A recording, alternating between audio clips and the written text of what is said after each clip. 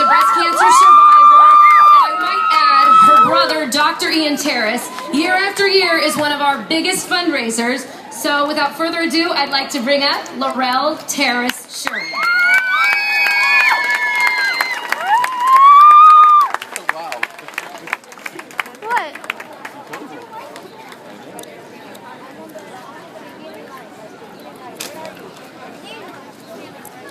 Hello everybody, how you all doing today? My name's Lorelle Taras Schirn, and like many of you out there, I too have a journey. I'm not a survivor, but what I do have is the breast cancer gene. When I was 12, my beloved maternal grandmother was diagnosed with stage 4 ovarian cancer. At this age, I didn't understand how fatal that was. All I knew was that my world was shaken, and I watched as she fought for 7 years to live. When I was 21, my mom, who was only 47 at the time, was diagnosed with breast cancer.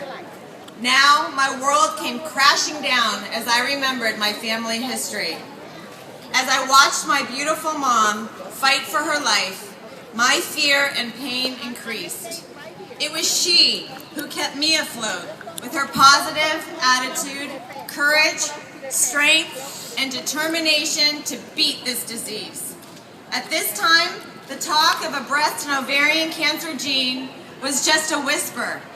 My brother, Dr. Ian Taras, decided that we could help by forming a team, raising money, and walking for a cure. Since 1999, Ian has grown his team to over 250 people, and he has raised over $400,000. This is his team shirt this year, so you'll see a bunch of us umpires walking around. 13 years later, at the age of 34, married with 3 young daughters, I received the devastating news that my brother and I both had the BRCA1 gene. In addition, my uncle, my cousin, and many of my mom's cousins did too.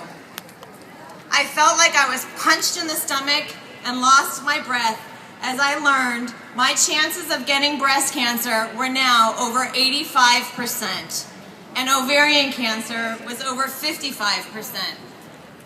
When these statistics do not apply to you or a loved one, they are just numbers. But when it's your fate, you must find the strength within to make hard choices. As I looked into the eyes of my 3 beautiful daughters, I remembered how my grandmother and my mother fought, and I knew right then that I had to do whatever it took to stay alive and watch my daughters grow up. All my doctors strongly suggested I have prophylactic bilateral mastectomies, words I never before understood. Immediately, horrible pictures I had once seen in books attacked me. It was still untraditional to have this surgery, but it brought my statistical rate down to less than 4%. This was a number that I could deal with.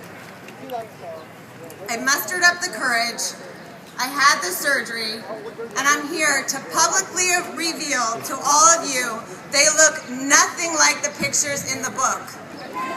They're beautiful. I was approaching 40 and the ovarian cancer statistic was ominously looming over me. I knew 40 was already a challenging transition, so I decided at 39 to have a complete hysterectomy. This threw me into very early menopause, but with all of the challenges, I would make the same decision today. Thanks to organizations like the EIF, Dr. Dennis Lehman of UCLA, fundraising events like the Revlon Run Walk, and to all of you who show up and work hard to raise money for breast and ovarian cancer, I was given the knowledge to control my fate, stare these cancers in the eyes, and choose to be proactive rather than a victim. Believe it or not, I feel lucky. Unfortunately, my list of people I walk for grew to include many amazing women like my mother-in-law and my best friend. Each year, we are understanding more and finding new ways to treat these cancers. My hope is that by the time my daughters have to deal with this, they will not have to endure my fate because there will be a cure. Thank you to my husband, children, parents, family, and friends for giving me the strength, courage, and support all these years. Thank you for listening to my story and for walking today. My take-home message for you is that life is precious. Sometimes you have to make big sacrifices to fight for it.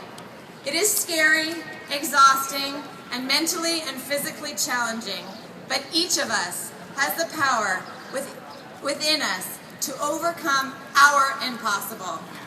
I'm living proof of it. Thank you very much.